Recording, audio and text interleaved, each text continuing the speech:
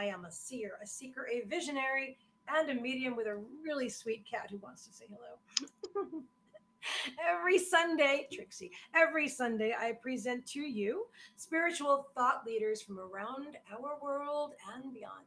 So today it is my incredible honor and pleasure to present to you the Valkyrie mystic Renee Masse. Renee is a psychic, a gifted psychic intuitive, an astrologer, a Reiki master and teacher, holistic nutritionist, and more. So will you please join me in welcoming Renee? Hello, hello, hello. Thank you so much for having me here today. Very, very, very excited. Thank you. I am excited. Oh, and we are live on YouTube. Yes. It looks like we're good. Oh my God, that's so great. And Trixie's pretty face is right on the thumbnail. How do you like that? All right. Let me share this link to Kim. Hey, Patricia. Hi, Hello. Kim. Hi, welcome everybody. I don't see anybody yet, but I'm sure I will in just a moment. Just wanting to post this. Okay, yes. All right, so guys and beautiful soul friends, everybody, please share this out. Share this out on Facebook and other social media platforms. Hi, Jimmy Davey. Welcome. Hello, Patricia Kohler. Kim Siegel. Thank you. Thank you. Perfect. All right, perfect. Yeah, guys, please share this out and let everybody know it's live now. Because I know that when you post the YouTube link in Facebook, it doesn't show the broadcast with the action. So I will leave it up to you guys to share, and I will just go ahead and start asking you questions. So the first thing I'm going to ask you is the same thing that I do ask my other guests, which is important. That's a topic about your awakening. So if you want, you can go back to childhood and were you gifted then as a psychic in childhood, or did this happen later? As long as you bring us up to speed, you can travel. You can travel that journey any way you like, and we'll love it. So whenever you're ready. Okay. All right. So yeah, it started when I was little.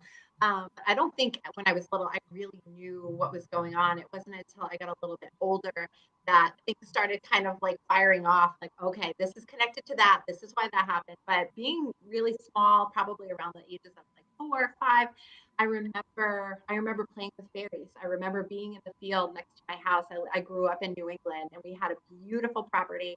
We had lots of like fields and grass and hills and trees and everything all around us. And it was so gorgeous. And I just remember being around fairies all the time when I was outside playing by myself. Wow. There's also a reference to what I called the light people that used to visit me at night when I was trying to go to sleep. And nobody believed me when I would talk about them. They all thought that it was basically dreams I was having, or, my imagination running wild, things like that. But I think a lot of people experience things like that, where when they were younger, they had moments of interaction with spiritual beings, and they just kind of gathered it as coincidence or imagination, and we get talked out of that, as we grow up. And then I would say that I had another great shift when I was a teenager. That's when I started doing energy work. That's when I started reading tarot cards and stuff like that. I started connecting very, very deeply in with Mother Earth energy and stuff like that. Awesome. Sorry. Those are the earlier years. I can keep going. Wow.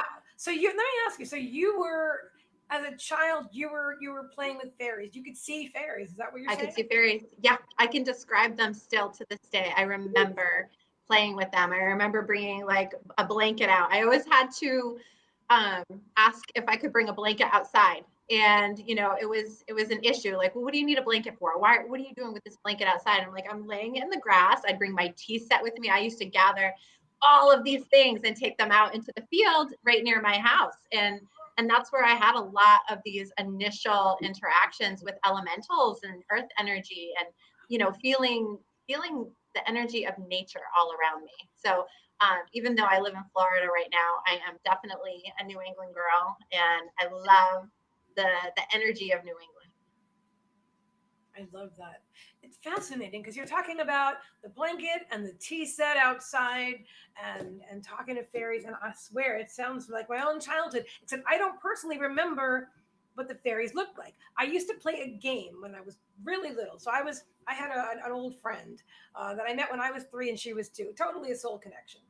Not a healthy one for latter years, but anyway, it was a definite soul connection. And oh, I loved. I felt like we were like blood relatives, or which probably says a lot right there. Anyway, but this connection, we played this game. It's only she and I played this game. I never played this one game with anybody else. I don't know why. I don't know where it came from. It was called Fairy.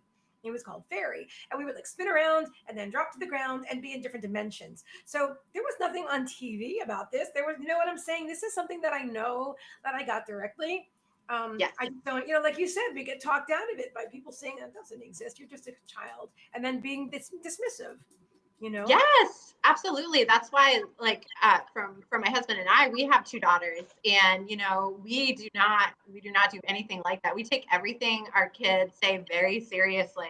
Our younger one plays with fairies and has a fairy altar, and you know, she can feel her wings at her back. You know, so we want to nurture that. We want her to always have that connection to the other dimensions and the other realms, because what I have noticed and what I do is that, you know, especially as this great awakening is happening all around us to so many individuals, we have to stay tapped into that. And the more people get talked out of it as children, it kind of hits them like a ton of bricks when they get older, when they start kind of getting those intuitive abilities again, or feeling connected to things that they can't understand why. And it goes back to, you know, our younger years. And it's so important to nurture that in everybody. So true. I love that. I love that. I had the pleasure of meeting your husband. Yes. From my complex, I'm actually going to see him tomorrow. There's a big leak in my bathroom. Anyway, so I'm looking forward to that as well. I thought that was kind of funny from Spirit. I'm like, wow, I'm seeing Renee today, and I'm probably going to see Mike tomorrow. Yeah. But it was interesting because we had the conversation come up. I don't know how he's just so easy to talk to, but he's such a nice guy. You guys are the most amazing couple. He's just the nicest guy, and he's friendly and he's helpful. And so I wound up, I don't remember why, but I wound up saying, well, a couple of years ago, I had stage 4 cancer and healed myself, but it wasn't the chemo that's what happened. It wasn't the chemo that helped me. It was like energy work and binaural beats. Anyway, that quickly led to you and him telling me about you, oh, my wife. And I'm like, what? Your wife? I didn't know there was anybody in my whole town that was psychic or did anything like this. I don't know. I had this nobody even gave it to me. It was just a limiting belief that everybody around here belonged to one of the 3,000 churches in this little town, and there was nothing outside of that. And so I just didn't really usually talk about it to people in my neighborhood. My soul tribe is all over the world. And then so I'm so excited to connect with you, you know, and there are other people here as well. And I'm so glad that Diane and this and that, but anyway, so that just was really cool. So what you're saying, like, I love the fact that you two are so supportive of one another and your children, you know, because the fact that he's like, oh yeah, we do that, and my wife and this and that, I'm like, oh wow, that's super cool.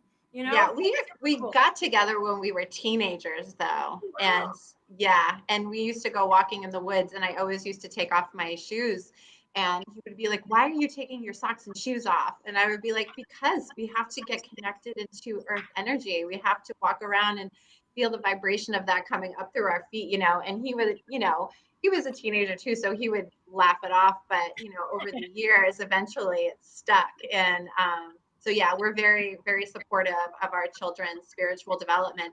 And if they reach a point in their life where they're like, my mom is absolutely crazy, you know, then that's their path. Everybody has to follow their own path. As long as people respect my path and what I do, I have all the respect in the world for them as well. Absolutely. While we're talking, I'm listening to you. I'm also just inboxing a few friends here on Facebook as well, just so they know, because it's not as apparent. And that's yeah.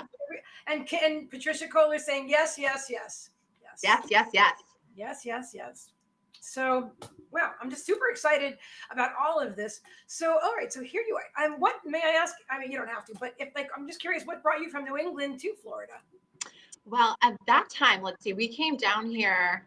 We actually had to do this 2 times. We didn't get it right the first time. So we really just needed change in our life. I actually just needed to get out of that area altogether, and we really needed a fresh start. And it took us, like I said, a couple of tries to get it right. And this isn't our forever home. We know that eventually we'll leave Florida as well. I think we just really wanted to know what it was like to live in a different place. You know, when you grow up in the same place and you've lived there your entire life, it's like, I want to try something new. So I think a part of me has a gypsy spirit anyway. I don't like to live in the same place for too long. That's why I said it took 2 times to get it right, because then we ended up moving back up north and then moving back down again. And we've been here for 10 years now. Wow. So probably within the next couple of years, we'll think of somewhere else to go outside of Florida and make our imprint there as well. And that's cool. I love that you're doing it as a family. You know, it's funny, you said you did it. I swear this book is blessed or crooked. You said you did it twice. I did that with Colorado years. Yeah. I thought I told you about that in your group. I did that. Yeah. I moved there without any, I don't think I mentioned this on my live before, but without knowing anybody, without having a job or a home lined up or anything like that. Everything worked out perfectly. But because my dad transitioned a few months later, then I had to come back to Florida, but I did move back to Colorado again. And then I stayed there for like a year, 2 years, 2 years. But I really do like Florida though. I loved Colorado. Oh my gosh, it's amazing. Colorado has been on our list of places that we might end up in the future, but we're not sure. But I don't think I will continue to be in any type of alignment with the swamp energy after the next couple of years. I think at that point, it's going to be time to move into more of a mountainous, foresty place that has lakes that I don't have to worry about alligators. I understand. When I was your age, I wasn't really all gung ho about Florida either. I guess I don't know. Maybe I fit the stereotype. Now I got older. I'm like, hey, I love Florida. Right. Yeah, I miss the seasons. Oh yeah, that's I can understand that. Yeah, I miss that transition of the cycles of the year and stuff like that. It always makes me feel so much more connected to like the 8 Sabbats and connecting to Samhain and Beltane and Lunasa and all of those traditional ancient holidays that were celebrated. Being in a climate that you can experience those 4 seasons is just, you could just really feel it. You feel like you're part of like what the Druids did and what they experienced, Funny you're saying that, because Spirit's reminding me that I had a few friends in the town that I lived in, which was almost 9,000 feet up in the mountains. It was cool. And hi, puppies. Oh, we had what was it? A maypole and an actual beautiful, really tall tree 9,000 feet up in the mountains, and we were all going in and out with the weaving of it, and it was very cool. It was an interesting experience. I had never done that before. I didn't know what I was doing, but it was very cool. That is so cool. No, I love that stuff. Because I remember some of my past lives, and I remember being in that type of a climate, whether it be as a Druid or a Viking, just being of the earth and feeling, the energy of those specific times of year. And maybe that's what had initially drawn me so closely to astrology, is just feeling that energy of the sky and the cosmos and the planets and, the constellations. It's so powerful. I love that. And you know what? I remember that distinctly, because one thing I already said, I love Florida. There's not a lot of stars when you look in the sky where I am, because there's a lot of light pollution. There's got to be a better word than pollution.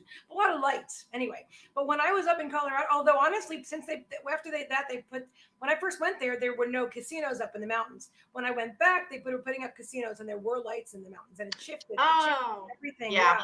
But when I first went there, we were staying at a friend's it was their property, like 10 acres, but there was no house built, nothing. They had like a giant canteen of freezing water that the guy his name was Mountain Mike or something like that. He would just pour Mountain Chet, I think. And he would pour ice water over his head and shower. And I remember my ex-husband and I were like, what? What's he doing? That was terrible. Yeah, that's wild. Delicious. I'll just stay dirty. But when we went outside at night, this was actually scary to me, because it was pitch black. And I literally, my hand was right here and I couldn't see my hand. I could see stars in the sky, but there's no reflection on the ground. And it was really weird. Like there was no depth. It was a little bit freaky. I was excited to get a light after that. Yeah. It was very, very dark. I'd never experienced that before. That's, that's how I felt was when I was in, I didn't live there, but I had spent 2 weeks in New Mexico when I was younger. And I just absolutely loved New Mexico because I mean, the altitude and there's, you have like the desert and stuff, but the stars would just hang down like they were right there. And it was such just, I don't know, just a powerful experience, especially if it's not something that you're used to. And, you see that and you just feel so connected. So that's definitely a possibility for where I might end up as well. New Mexico. Yeah, New Mexico was beautiful. I didn't stay there long, but I drove through it, obviously, to get to Colorado. Yeah. I want to read this. Patricia Kohler is saying, been here in Colorado for the past 5 years, coming back to Florida Tuesday. Yes, she is. Yes, she is. Good for you, Patricia. I know that she has been working really hard to get packed up and to get this whole transition done with. So we have to give her, a round of applause and some kudos because she has definitely worked hard. She has earned this move. So awesome. Well, I'm really happy for you, Patricia. That's awesome. And Florida's awesome. Colorado's awesome. You know what? We create our own happiness wherever we are. Absolutely. I remember when I left for Colorado, when I left Florida, I wasn't in alignment. I was really wanting to leave, to get away from the humidity, to get away from the whatever, right? And to get way, way far away. But I brought myself with me because no matter where you go, there you are. So I brought my attitude with me, and I brought you know what I mean? First you're there like, oh, everything's perfect. And then it starts in because if we're the same person that we were when we left Florida or wherever. Yeah, eventually the dust is going to settle and all of your truths are going to remind you of who you are and what you are up to, which is why I had to make that move twice. I did not get it right the first time because when we were like, we have to get out of here, we just need something different. I was going through a hard time. I had like really horrible miscarriage and I just really wanted to break away from everyone. And I did not give myself time to truly go through that mourning process. Sure. So that was where we were like, you know what, let's go there. It's so much nicer and sunnier and there's less snow because there's pretty much no snow. And when you've been going through a really harsh time and a really harsh winter, you want a place that looks tropical and like a little vacation. So, you definitely have to work through some of those deeper emotions. They are going to follow you wherever you go. That's just the way it goes. Absolutely. And so, now I know no matter where I would be happy there. And it's interesting because when I was so cold in Colorado, it was really cold, really unprepared in a big way to move up 9,000 feet. And I bought a trailer. I never lived in a trailer before. I bought one and it had a pilot that would light the furnace or whatever, and the pilot would blow out in the wind, and I'd be like, and I had to call my 12-year-old neighbor to come over and light it for me. I mean, it was crazy, but it was amazing. Yeah. And we actually, not 100, but like 11. One of my apartments up north in Rhode Island where we lived, I think Michael and I had just gotten married, and it was a really bad winter, and all the pipes froze, and we had no heat. It was like this horrible, like, deep freeze that everybody went into, and the apartment was 43 degrees inside. Whoa. Outside it was like -6, -7, but I remember it was like a week straight. It was like 43 degrees in the house. I had 3 pairs of socks on, multiple layers. I cried when I had to take a shower because it was just so unbearably cold. But you got to do what you got to do. You know what? That's what I was doing when I lived in Colorado during the winter. I would put on 3 pairs of socks, 3 pairs of sweatpants, many shirts, and I also didn't want to take a shower. I didn't cry about it. I was like, I don't want to do it. But honestly, when I came back to Florida, I had a whole new perspective. The humidity wrapped itself around me like a warm, comforting blanket. I'm like, I missed you. I love you. Frizz my hair. I don't care. I'm happy. Oh my God. So I just love you. I think you're amazing. Let's talk about stuff like astrology. Okay, let's just go that way because I really want to talk about astrology. Yeah. So tell us everything. Tell us anything. Like where you, I don't know, whatever. I'll just give it to you. Okay. Well, I think I was like 13 when I really started studying astrology. I mean, it just starts off with something really funny or interesting that you find. And I mean, at that time, it was like looking at the newspaper. Every day it would have, the newspaper in the lifestyle section or whatever would have, your featured horoscope. And, at that age, I just started looking every day to see what it said. And, I just felt really connected to it. It always, at a young age, it just always seemed so important, so real, so valid. And so as I got a little bit older, I just read a lot of books. I was always in a bookstore or a library, sitting on the floor, reading. Because I mean, we didn't have internet at that time. That was not a thing. So it was reading books. And I think by the time I turned 18, that's when I finally started doing birth charts for people. But I did not have software. There was nothing like that for me anyway. So yes. It would take me, and my husband can vouch for this. It took me like 6 hours to do somebody's full chart. Yeah. So from beginning to end, mapping it out using a protractor and a compass and using the ephemeris and looking everything up. And it took a long time. And the funniest part about it was that I only charged $25. Wow. I was 18. I was very, I was so in love that somebody would even want to purchase a chart for me. And in even spending the 6 hours, nowadays I probably would not do that because that is not the best use of my time for that. But it was at that time when I was getting my feet wet and I was like so excited about doing that because I had never done it before. And it brought me great joy, which it brings me great joy now, but I just do it a little bit differently. And just getting into compatibility, doing charts for people's children is probably one of my favorite things to do. Really? Oh my gosh. That's interesting. I've never heard anybody talk about this. Because I doing children's charts. Why? Yeah, it's so important. It is. I mean, if you are a parent or an aunt or anybody, you don't understand how much goes into understanding what a child's birth chart is. And having 2 children myself, they're very different. And no children are going to be the same. Doesn't matter if their parents are the same or not. They're going to be different. But then when you look into the day, the time, the location where they were born, and you start to break everything down, and all of these little things start clicking, and you'll see how you can support that child and nurture them the right way, connected to how they already are. And I think it's really hard when parents push their kids in certain directions, like some kids, like, you have to play sports because I played sports. And it's like, yeah, but they don't want to play sports. So, there are some areas of the chart that might indicate that a child has a more outdoorsy, adventurous, sporty kind of behavioral pattern. But there's so many different elements to a chart. And just looking at, like, if they're going to be really strongly academic, if they're going to be more sociable, stuff like that. Like, I know by doing my oldest child's chart that she is an academic overachiever. Okay. That's who she is.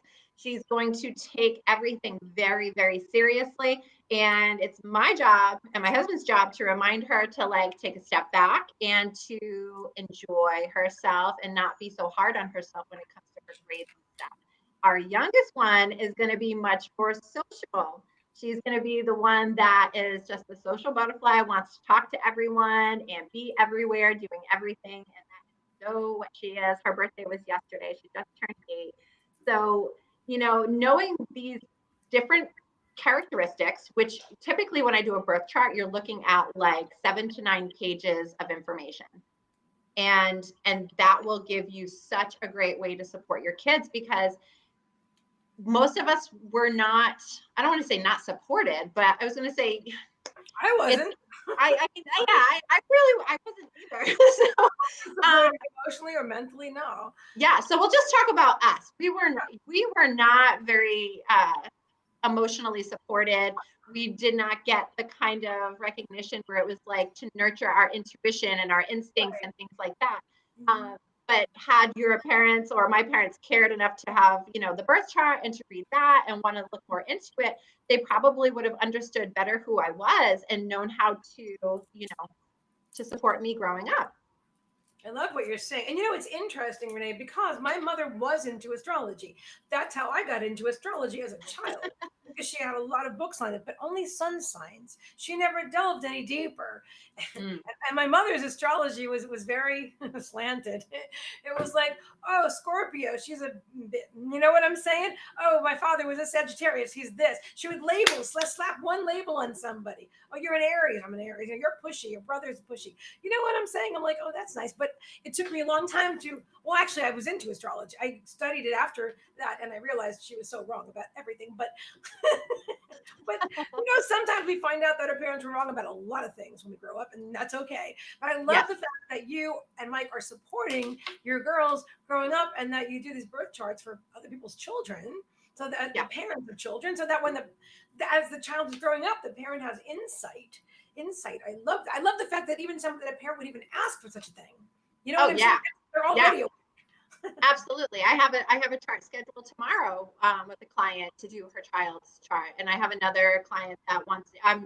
They just had a baby in September. I already did a chart for his other son, and now I'm going to be doing a chart for the baby, because they found so much validation, and they've learned how they can better support their child and nourish them, nourish their own gifts and stuff as the child's getting older. So I can't talk about it enough, because I think, our kids are they're just amazing.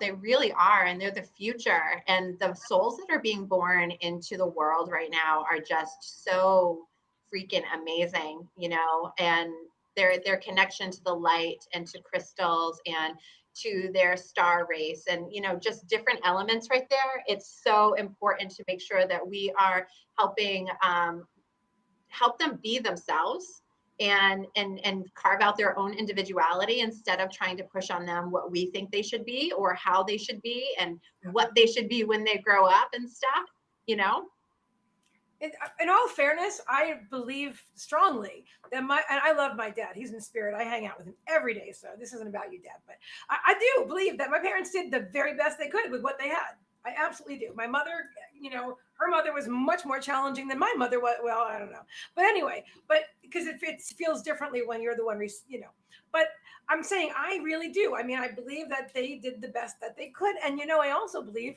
and tell me if you agree with this or you have your own view on it, but I believe that we have pre-birth soul contracts with people like parents, parents, Yes. children, because let's say I want to learn this lesson and that lesson. So I incarnate into this family with a mother who's a little bit controlling, maybe a little manipulative, and a dad that's really awesome, but not there that much. You know what I mean? That kind of thing. Absolutely.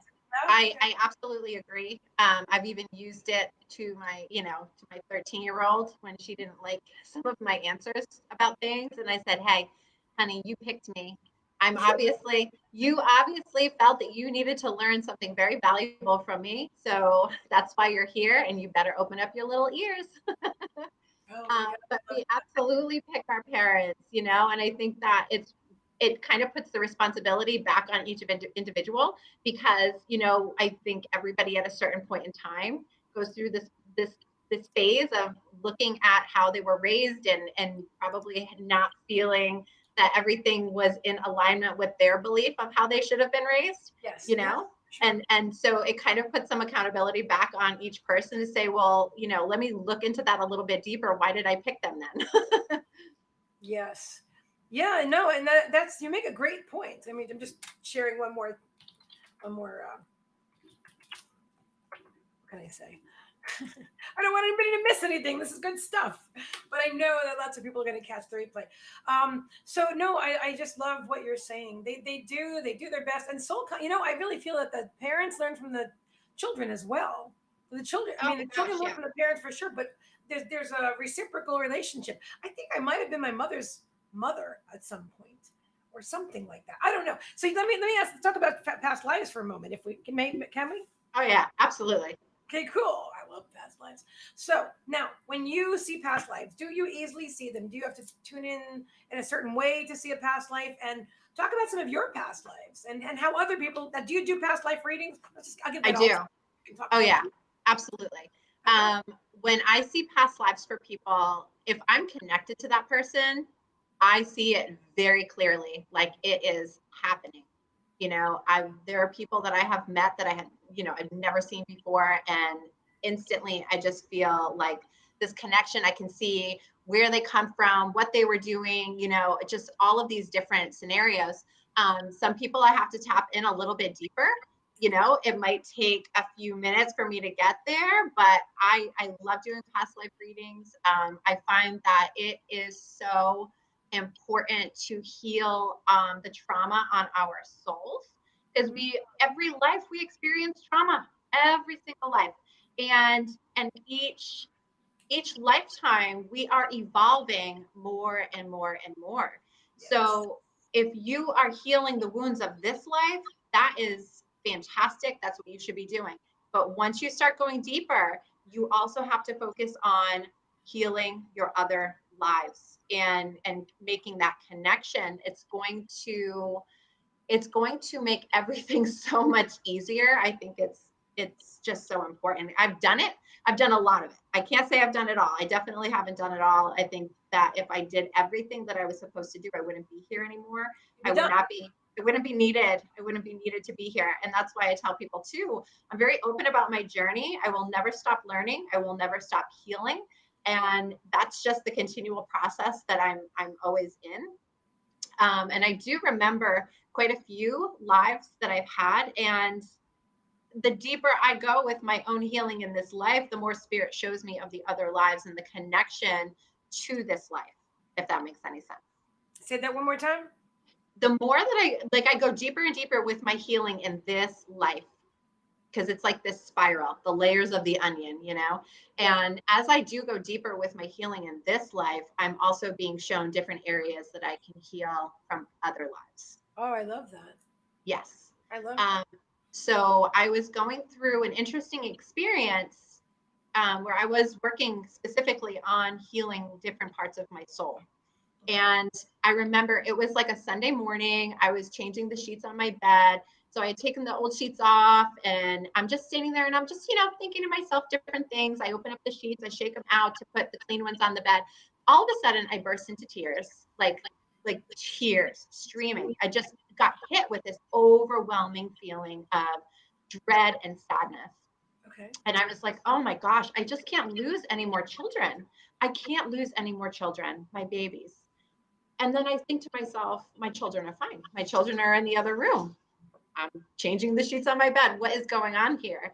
And after tapping in deeper and meditating on it, I saw that I had lost some children to cholera in the mid 1800s when I was living in London. Wow. And all three of my small children had died. And it was the changing of the sheets that had triggered the past life memory and the sadness that was being just like oozing out of me at that time. And so doing more meditation, and I did journaling, and I did some automatic writing about it to kind of tap into that life. I was able to do a lot of deep healing, but it also reminded me of why I had always been so paranoid about something happening to my kids. I always thought it was because, I had a bad miscarriage, years ago. Sure. And I always thought like, that was so painful for me that I was so afraid something was going to happen to my children. But as I went deeper into this, I realized that it was actually much, much bigger than that situation. And I had some very deep layers to heal, so I could trust and feel that my children would be safe. So that's how deep past lives can affect, what we're doing in our present life and our present circumstances. That's so interesting. It resonates with me, and personally, I'm like, wow, that's so, wow. Okay, so I'll just share this because it's coming up. Yeah, I'm like, let's talk about this. So I worry. Okay, my children are my furry kids. You know that. I think you know that. Anyway, these are my fur. I don't have human children in this life. I have my beautiful furry children, and I also have this weird fear. And I'm like, they're fine. They're right next to me. We're home. We're safe. We're sound. But it's like, I don't know. I don't know what that's about. I don't know. Like when I'm out It's walking, like, I'm like, hey, yeah, spirit, it's like this nagging feeling. literally, like I'll it's the craziest thing, and this is kind of weird, but like I'll, like a car will drive by going really fast or something, and I'll in my mind I'll see like something flying off the car and coming and killing us or something. I'm like, what the heck is that about? So Yeah, this is from a past life, isn't it? Because there's this no is this is a past life trauma that you experienced, and crazy. I think it will be very important to kind of look deeper there and ask your guides to show you what it is that you need to see. Because I have also found that if you're not ready to see something yet, you will not see it. They will not share that with you. And, you know, I wasn't ready to see that I had lost these children in another life. You know, at that point, I had not reached that level in my journey, that level in my spirituality for me to be able to be okay with seeing that, you know, because it's a very devastating thing. Even though that was another life, it's still very connected to my soul and my soul's experience. Okay. So I'm going to share this with you. So this is just coming to me now. So of course, because past lives are not past, they're concurrent. You right. subscribe to that. Okay. So all lives are concurrent. Did you lose those children at that moment while you were changing the sheets? Do you feel that that was something that happened at that moment? Because sometimes I'll feel something overwhelming and I'll be aware. I'm like, oh, this just happened. Even if it was in my own past when I was a child, I'm like, this is happening right now because I'm feeling it like it's happening right now. Yeah, it's really interesting that you bring that up. And I don't know if I can say yes or no to that, honestly. But I do know that when I was shaking out that clean sheet to put it over my bed, I felt like I was in the room putting clean sheets on a bed where my children were very, very sick and had passed away. Wow. And it was, I mean, I was there. I could see it in my room. And that's why I was all by myself. It took me a minute to kind of snap out of it and be like, whoa, whoa, whoa, Renee, everybody's okay. Everybody's healthy. Why are you crying? You know? But when you have a very powerful connection to divine light and you are tapped in and you're open to receiving the messages, then you know they're going to show you some pretty interesting things. They definitely can rock you to your core. Wow, I love that. I'm so glad we talked about this. I have a feeling we'll talk about other things at times as well. But I want to cover like some, although everything is good, wherever we go is perfectly fine. But let's just go back to astrology just for a moment. Sure. So, okay. So if somebody wants to know about themselves, um, like how significant are the rising sign and the moon? Are they as important as your sun sign? Should someone, if they're going to look at like the horoscope or something, should they not even do that? Or if they do, by like a good astrologer and someone like a qualified astrologer, should they look at like their sun, their moon, and their sun or and their rising? Or let's give that to you. Yeah. So when you're looking just at your sun sign, like I'm Libra, you're Aries, it's a very generalized thing. I remember many years ago, I think I was like 18. This is still when they used to put newspapers out on the bar. I was bartending and people were talking about the horoscope. And I used to get teased a lot because people would be like, how do you believe all that stuff? That's ridiculous, blah, blah, blah. And they'll be like, well, look at my horoscope. This didn't happen today. And I'd be like, okay, so Yeah, people say those things. Look at my horoscope. yes. And I would tell people, I would say, okay, everybody who's a Pisces, raise your hand. Everybody who is a Capricorn, raise your hand. You know, and all these different people would be raising their hands. And I'd say, you guys might have general basic personality traits, but you are not having the same kind of day because you have so many other signs that go along with your sun sign, your rising sign, your moon, Mercury, Mars, Venus, all of them you have signs with. So, I mean, I call it like kind of like the trinity of the signs, which is your rising, your sun, and your moon. Now, when it comes to the sun sign, I find that to be more of the prominent dominating sign for men, because sun is a masculine feature. For women, your sun sign, again, yes, it's going to be your personality. However, because moon is feminine, you are going to have a very, very close connection to that moon sign energy. Okay, so my moon sign is Aries, and I definitely have that very like fly by the seat of my pants kind of energy, you know, move fast and very independent and stuff like that. Do you know your moon sign? I do. My sun sign is Aries. My moon is Pisces. I am Oh, sensitive. Good God. yes. So that actually helps to like soften out some of your like assertive, fiery energy, and definitely put you up in the clouds and feeling very whimsical and sensitive and creative, which all makes very, very much sense now that I know you a little bit more. That is a very prominent sign for you. So yes, women, make sure you're looking at your sun sign. That is pretty much your standard personality, but that moon sign being feminine, it's going to have a pretty bold plug in there. And then your rising sign is just kind of like how you lead your life, you know? So it's the way you approach the world and the way the world reflects back to you. So my rising sign is Capricorn, which is why some people think that I'm like very serious and like almost like cold. They'll be like, I can come off kind of frigid sometimes. And I'm like, I'm like the least frigid person in the world, you know? But my rising sign, sometimes I'm like, all right, let's just get to business. Let's do this, da da da da da.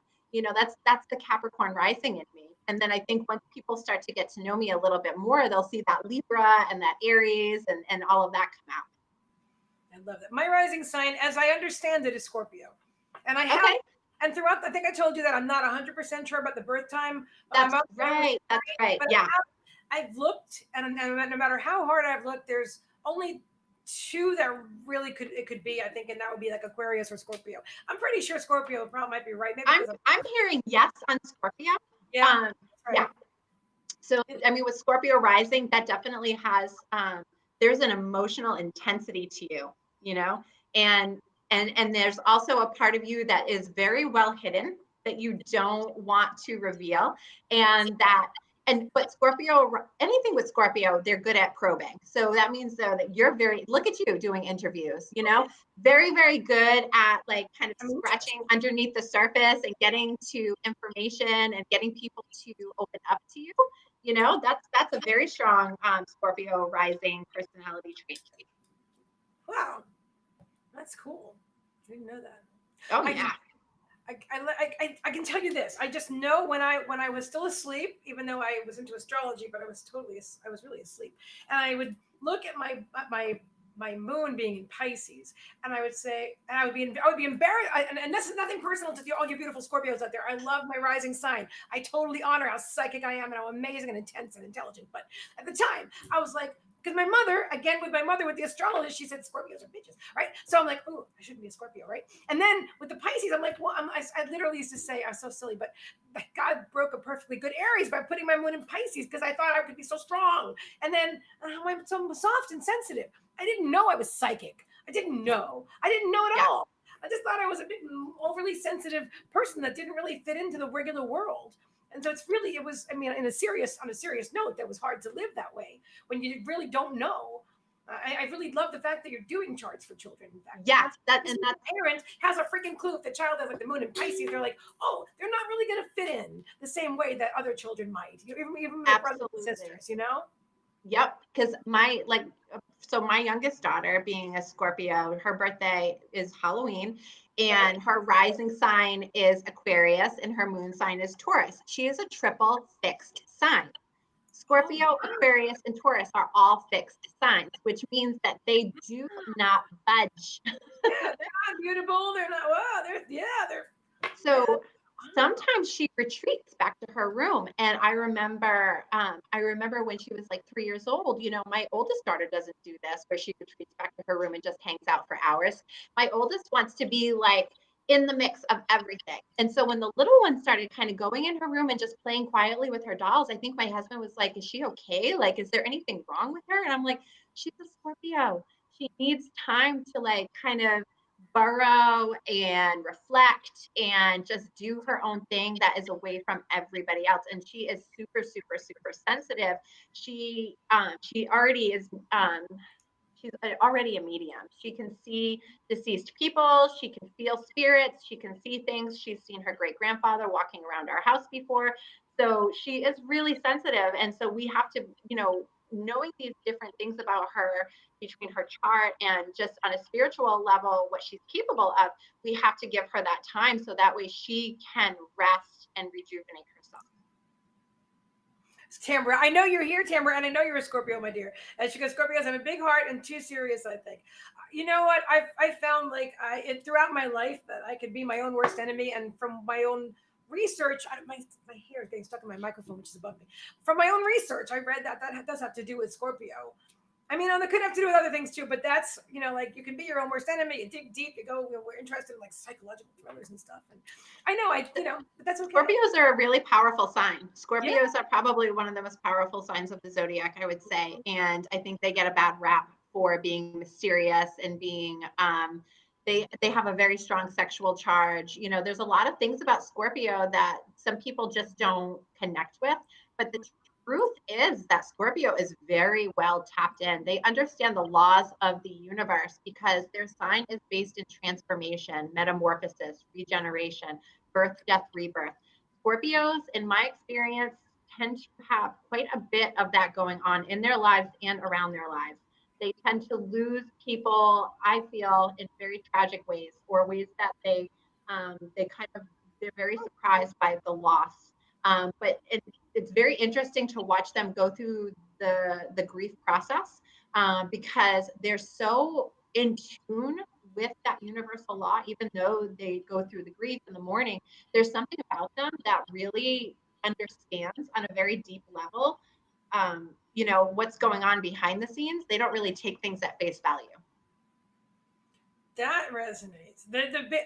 Even though like I said, my sun sign is not Scorpio, it's Aries. But I was thinking, it only took me 20 years to get past my father's death. And it was tragic, honestly. It was malpractice. But I know that it was all planned now, and he hangs out with me every day and the whole thing. But it did take me a long time to wake up to that. That doesn't, even though, and I think this is a major thing to share with people, that even though we're very spiritual and we understand things and we're tuned in, that does not take away from the pain that we experience as humans. We chose to be here on this planet and to support the awakening process and to move humanity in, a better direction. However, we are still in these denser forms of energy, and we have to deal with all of the side effects of being human. So even though on a very deep level, we know that our loved ones who have passed on will be with them again, and we can see them and talk to them or whatever, it still hurts. It still, it still touches us. And it feels like you've carried that wound for a very, very long time, Yeah, that was a big one. I'm so happy to be I think I'm over it. Pretty sure it sucked, but I'm really excited that I'm happy to be able to talk to people from the perspective of somebody who's been through it. You know what I mean? And knows that, and I'm so close with my dad now, and we hang out more than we ever did before. He used to work all the time. He's not busy now. He's like, hey, Dad, Well, when they transition to spirit, they're definitely not carrying any of those human challenges that they had before. I remember I was doing a reading for someone one time, and they wanted to talk to their deceased mother. And there was another relative in the room with us, and she was like, she isn't going to come to talk to us because, she was really, really Christian and she didn't believe in this and she didn't like any of this stuff. She was against it. And I was just like, do you really think that she took any of her religious stuff to the afterlife? Like, no. When it comes to those rules, those are man-made rules. Yes. believe this, don't believe that, do this, don't do that. You know, that's based on fear and control. So once I was able to tap in and bring her forth, you know, I was able to put them at ease that your mother is not in that state of mind anymore. She does not feel that way. She sees everything in the bigger perspective that it is and how all things are connected. There is no division between us. Wait, so you're a medium as well? Yes. Oh, I love that. You got everything. You got everything going on. I got a lot going on. Yeah. I guess I forgot to put that in my bio. Yeah, it's not in your bio. I'm like, wait a minute. Where is that? She doesn't say she talks to dead people. So Kim Siegel is saying Sun in Taurus, Taurus rising, and Moon in Cancer. Can you give us some feedback on that? Okay. So rising in Taurus, that would say, okay, so that's a fixed earth. And Taurus definitely has a very cool, calm, collected demeanor. You do not want to, I think, challenge the bull, but the bull is very, very in the flow unless you go against the bull. So I would say with the rising sign, you know, you have an approach towards, you're probably a really hard worker. You probably care a lot about what you produce and how you do your job. And then with the Cancer moon, very, very sensitive, especially being a woman, and the moon rules the sign of Cancer to begin with. So when you connect that to your moon sign, you are a very, very deep feeler.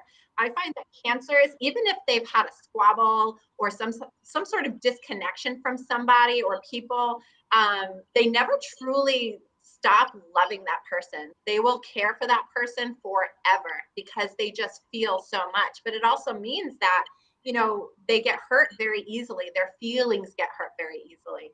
So, and what's the sun sign? Taurus. Taurus as well? Okay, so yeah, so you have rising and, okay, so you have that double fixed sign too. I would say you're pretty stubborn. I would say you're probably a pretty stubborn individual. And if somebody's going to get you to do something, they better make it make sense. They have to be able to rationalize exactly what is behind everything. You know, Taurians will not just go and do something on their own unless they really feel called to participate. Interesting. Thank you for that. Yeah. Kim is super psychic, and you know what? Kim and I were just talking about. We share movies. We both like high vibrational movies, and she was like, "Oh, I was crying. Now I'm seeing the moon in Cancer. She's crying all over the place." I'm like, I did cry at the one part because I got that Pisces going on. I did cry, but the Scorpio in me is like, "Stop it right now. Oh, yeah. Cut it out." So Kim's more compassionate with her tears when her movies. Good stuff. Oh, by the way, Kim, I watched The Secret Life of Pets yesterday too. It was so good, guys. Did you see that? Oh yeah, I have kids. I've seen them all. I knew because you have the kids, but I don't have kids, so I don't usually see these. Oh, I watched it. It was so good. Well, if there's the other ones that I really liked, Coco, which this is the perfect time of year for Coco. It's a Disney movie, and it has to do with the Day of the Dead. It's awesome. So if you have like Disney Plus or anything like that, I would definitely put that on. And there was another one that came out, I think, last year called Onward.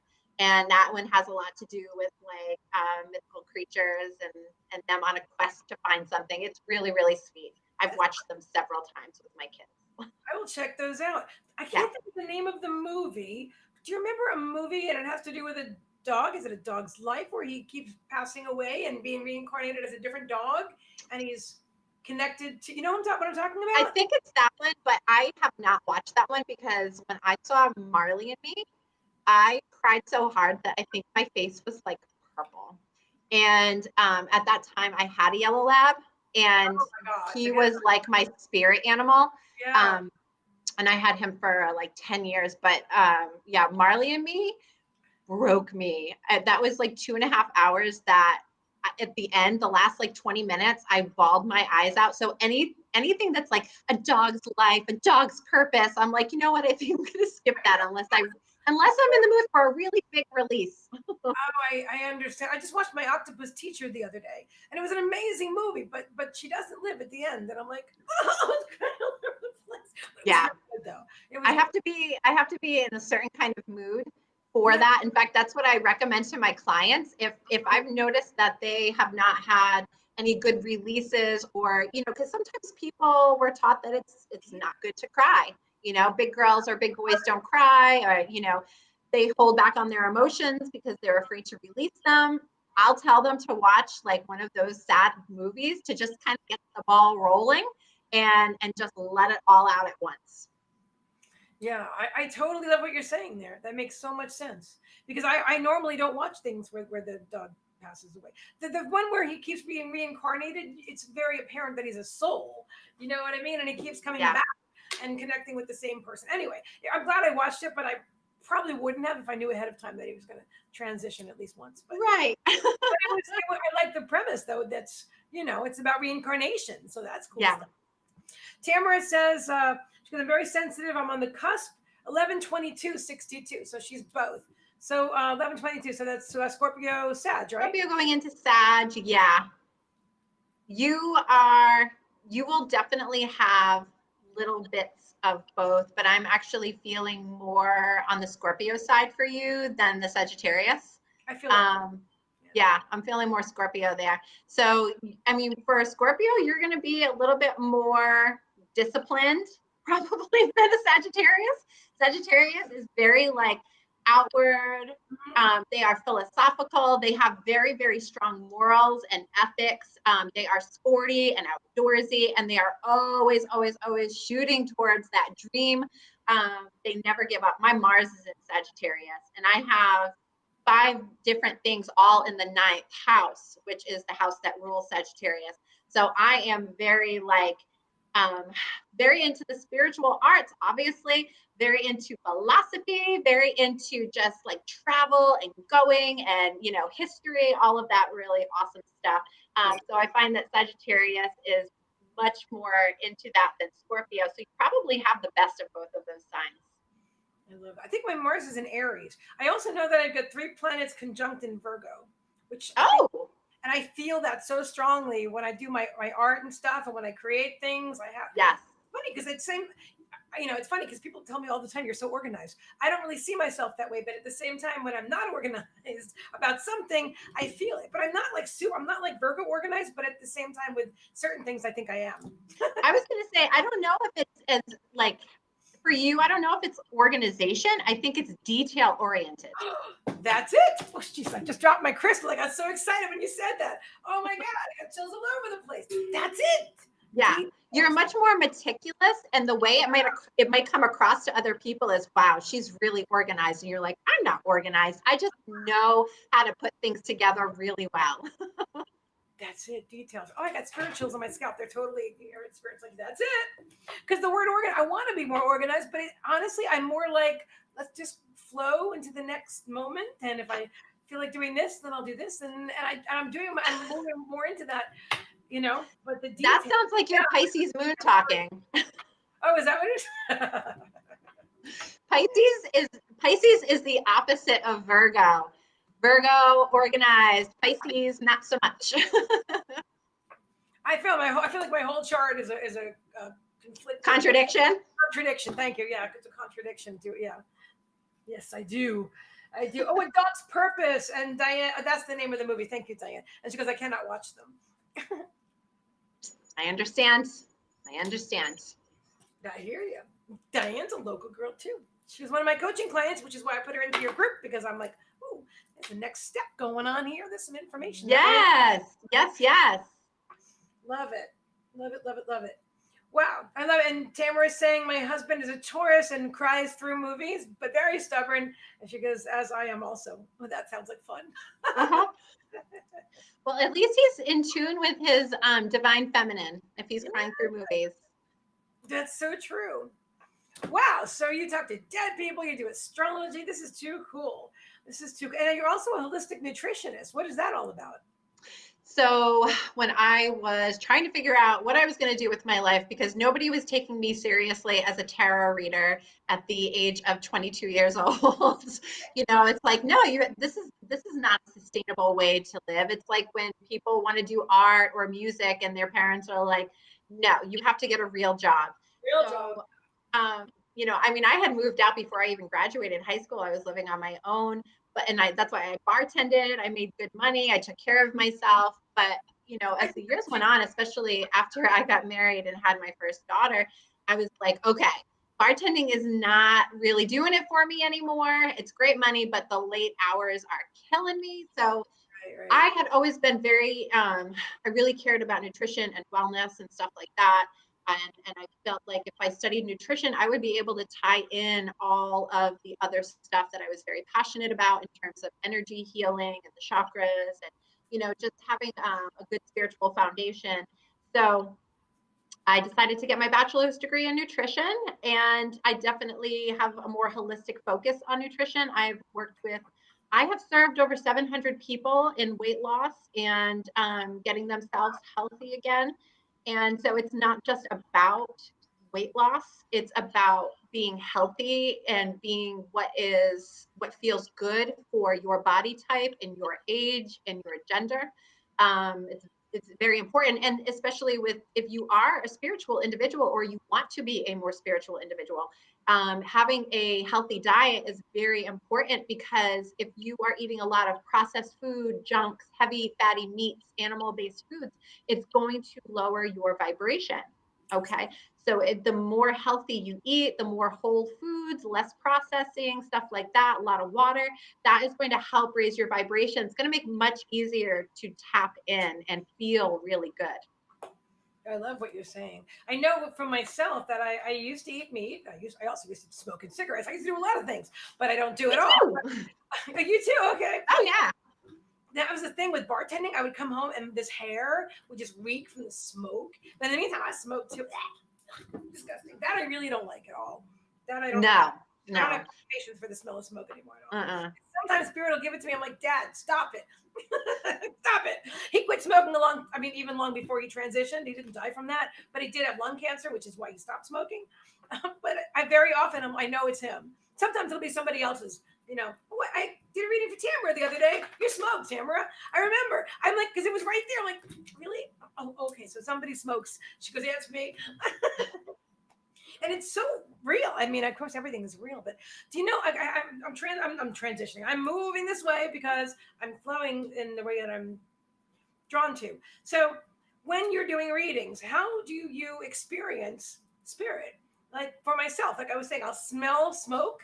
I'll taste something. Not as often as my strongest clairs are my claircognizance, and then my clairvoyance, because I chose to develop it to the level that I have, and it's always growing. And of course, clairsentience. Oh my God, that was like a torture throughout my life. I didn't know what it was. But anyway, so what's your experience? How do you experience spirit? I experience it in different ways. I get a lot of Thor. That's my husky. He wants to say hello. I get a lot of. I'm sorry. See the white one? Yeah. Yes. He wants to come. So adorable. Daddy's gonna barking. Yeah, so what I get is a lot of images. I get a lot of messages. So I do hear, I do see. Sometimes I get smells. I would say that doesn't happen as often, but especially when I'm doing mediumship, I tend to get smells. So I've tapped into people who, I would be like, did your father like to fish? Because all I can smell right now is like the port. Like I feel like I'm standing at the port. I was like, oh my God, my father loved to fish. That's all he liked to do, So it definitely comes in different ways. I can't really say that there's like a strong pattern to it, but hearing and seeing is definitely, it's like looking into a dream, that kind of a thing, I would say. For years, I used tarot cards. I don't tend to use tarot cards anymore. I don't really need them. I get my messages very clearly, and yeah, that's pretty much it. I love that. And what about meditation? I know a while back in your group you talked about meditation and asked. Now it's my dog barking. Excuse me, Megan, sweetheart, please don't bark right now, honey. Meg, thank you. Yes, my dog hears your dog, and now they're all gonna start barking. Like what? Woof, woof. Yeah. Hey, how you doing? So what about meditation? Let's just talk about. I know, gosh, time is flying. Do you know today's date? You probably do. It's 11/1. Yeah. Right. Is that yes. right? today. It's still good. That's why when you sent me that message and you were like, how do you feel about doing like November 1st? And I was like, oh yes, we still have that the veil is still thin. We're still in that energy of Samhain. Absolutely. So yeah, that felt really good. Cool. But for meditation, oh my gosh, it's like years ago, I struggled so much with meditation, you know, and I think it's because there's some light workers out there that just make it seem like this, you know, just turn off the ego, turn off this, and just tap right in, you know, and it's like, it's not that easy. And that's why I try to like be totally real with people, totally real with my clients that like for years I struggled with meditation, you know, I really did. It was hard to get the brain to turn off and you know, it bounces all over the place. And I just reached a point where I was like, okay, let it bounce all over the place. Go ahead. There's always going to be noise. You know, that's just life. Some people will say, well, I can't meditate because, you know, I live in an area where there's a lot of traffic. Work around it because there's always going to be something going on. You know, your phone might ring, you might hear a car go by, you might hear an ambulance, you know, there's all these different things. What I've really focused on doing is, first of all, you have to protect your energy always 100% of the time. And then I just kind of open up.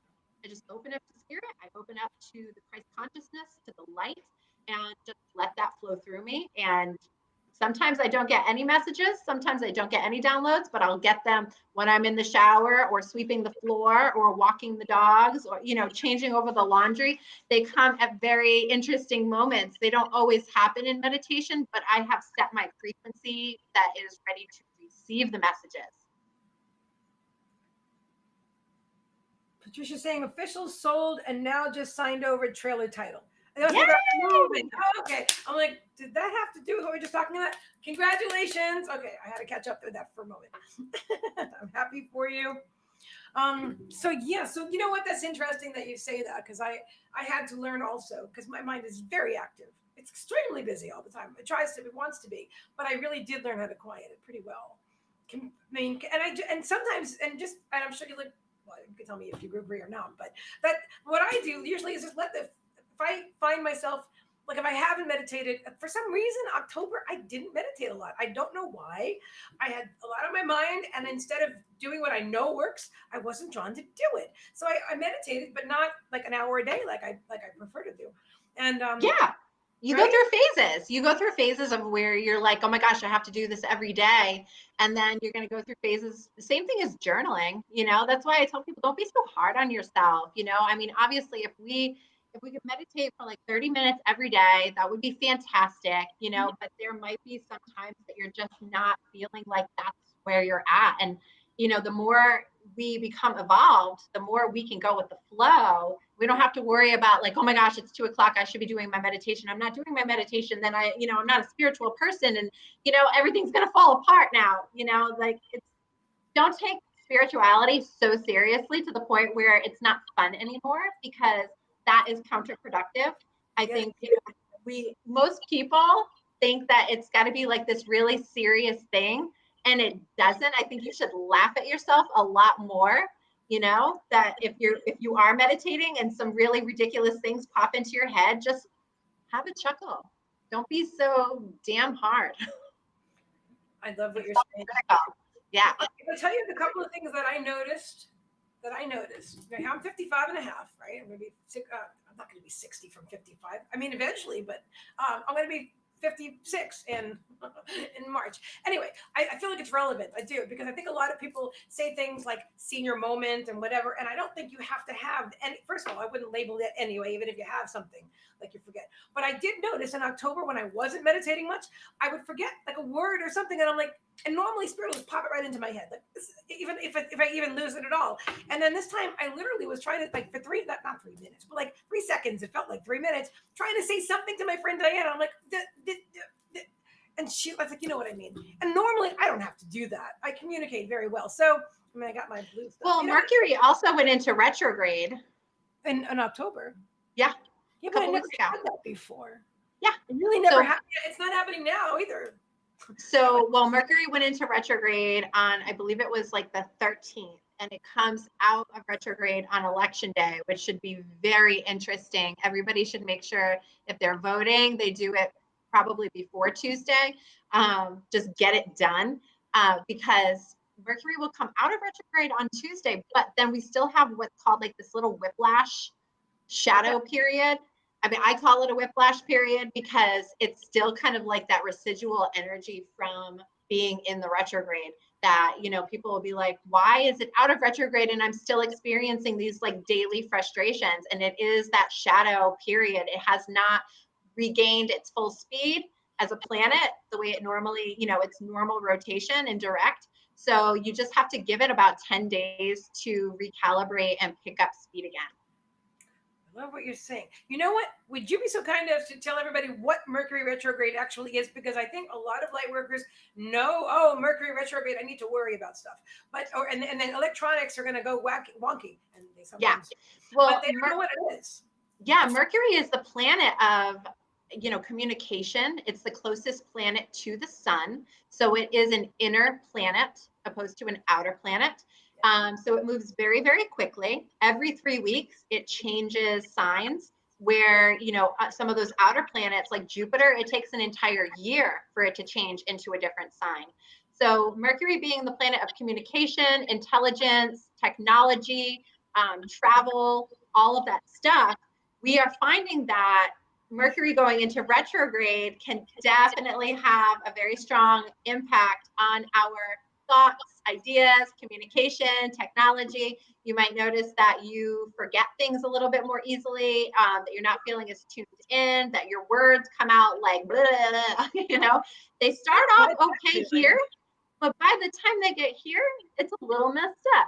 So I think, you know, with Mercury retrograde, it's like these little daily things that happen versus like when an outer planet goes into retrograde, it's going to have a bigger impact on more like global style issues. Inner planets like Mercury, Venus, Mars, they do not have big impacts. It's all small impacts on a daily basis. But, you know, people freak out about Mercury retrograde, and I get it because it has so many annoying characteristics, you know. Technology issues, I think, are probably the most annoying to have during that particular retrograde. But it's also a time for reflection. It's a time where we shouldn't really be out and about and doing things. We should really be spending more time doing the meditations and the journaling and kind of like self-reflection and stuff, because all of the things that are being put in order, everything will soon pick up back on its pace when it comes out of retrograde if you have spent time kind of doing your inner work. I love that. Do you, okay, I think I know the answer, but do you subscribe to this is how we'll do the inner work, and let's do it in an organized fashion and get it done? Or that it just, maybe the Pisces moon version of it, where it just happens when it's ready to happen. That's it. That's how I did it, I guess. So that's why I'm asking the question. I feel like I'm always doing inner work. It's just who I am. It's who I have always been. I've always been like this, even when I was a child. Like I was seeing past lives when I was like 5 years old, and I didn't know what the heck they were. But ever since I started really getting into the spiritual world, like I was studying chakras when I was 15, you know, bookstores, libraries. I have always been working on myself. So I don't know. I'd like to think that it's organic.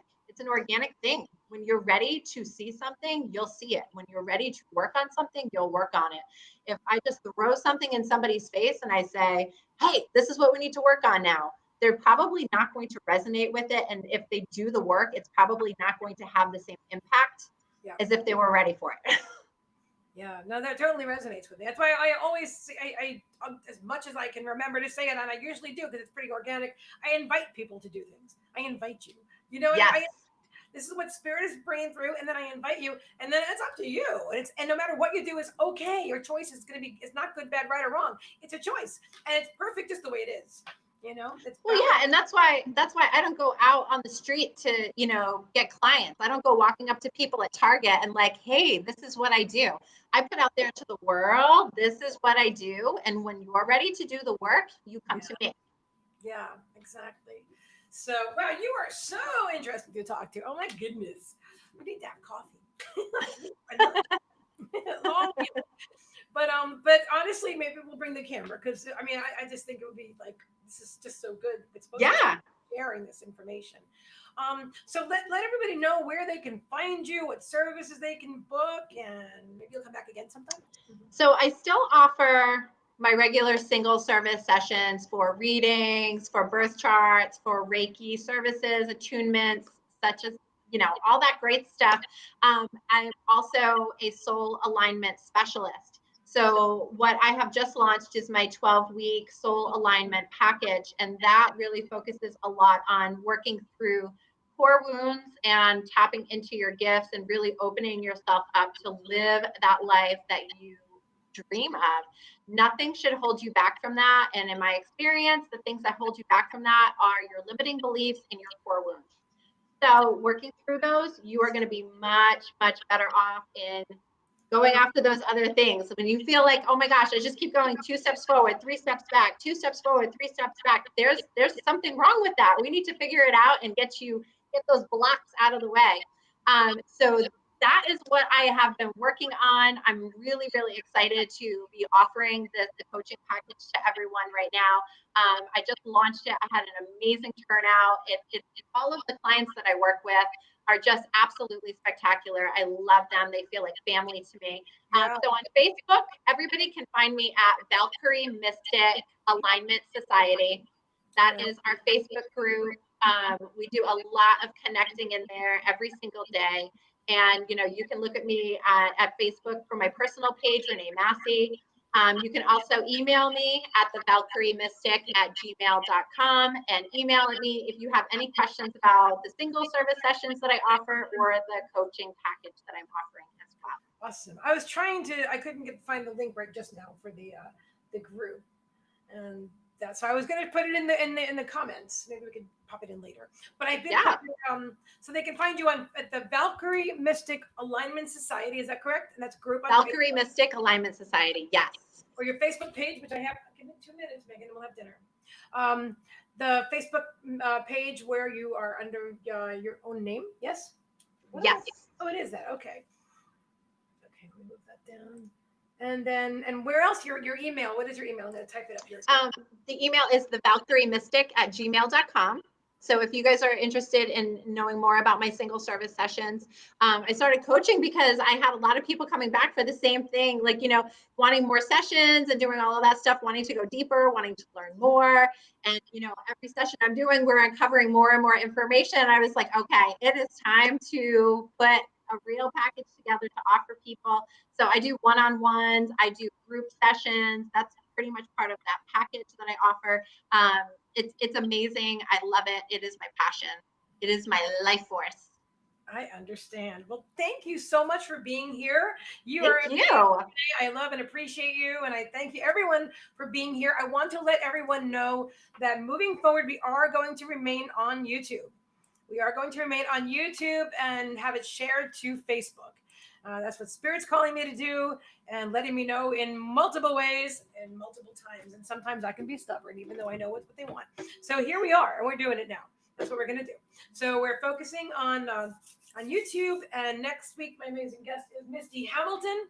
She is she's a lot of things, and she's amazing. And I'm going to tell you all about her in the promos and such. But I want to once again thank my incredible guest today, Renee Masse. Thank you. Thank you. Thank you so much for having me. This has been awesome. We will have to do coffee and a podcast. I would love that. I would absolutely love that. We'll make it happen. Yes, absolutely. Yeah, thanks so much everybody for tuning in today, and make sure, catch the replays and post on there and ask questions, all that good stuff. Definitely. Oh, also subscribe to my channel while you're here. And subscribe to her channel. Yes. Subscribe, like the video, subscribe to the channel, share it out. Good stuff.